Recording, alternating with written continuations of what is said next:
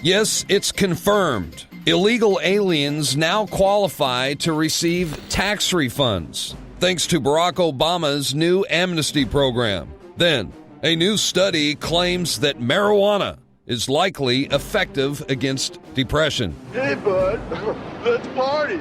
But I doubt a case of the munchies will even get you to try Michelle Obama's lunch program, as students across the country are posting pictures of their disgusting cafeteria food. All that plus much more up next on the InfoWars Nightly News.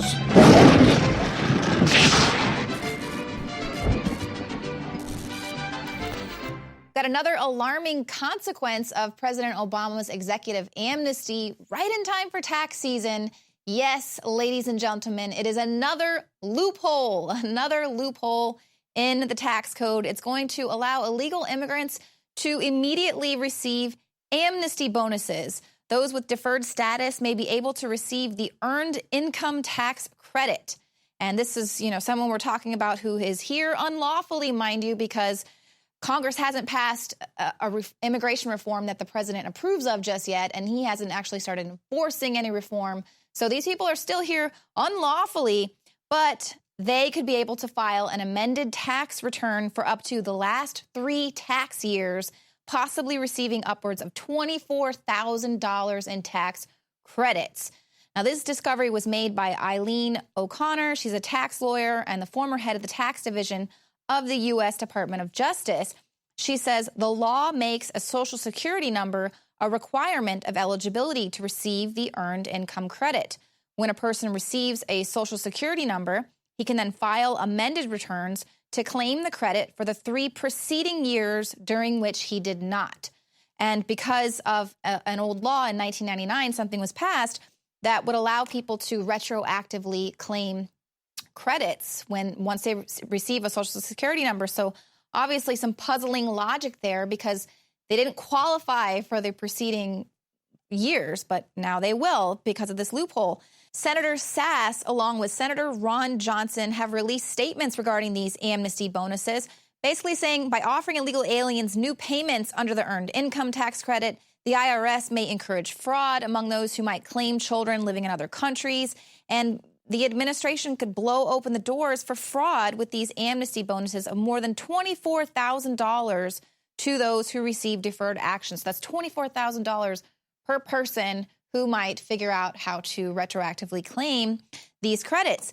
They say most notably, qualified applicants for the president's programs can now claim thousands, even tens of thousands of dollars from this, but additionally, the additional child tax credit. Now, you'll recall we've reported on this before, but these 2 programs were responsible for $21 billion in improper payments, fraudulent payments, and claims in 2013 alone. So, of course, that's all taxpayer money that was just, sorry, that you didn't deserve that. And that just infuriates me because they also don't have to pay for the Obamacare penalty as well. But you can bet they'll come after you just like they did me for $100.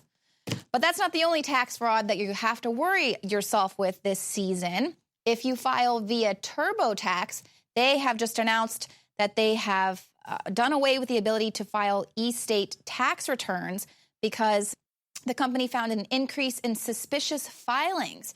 Basically, they're seeing a lot of criminal activity where stolen personal data is used to file fake state returns with state authorities.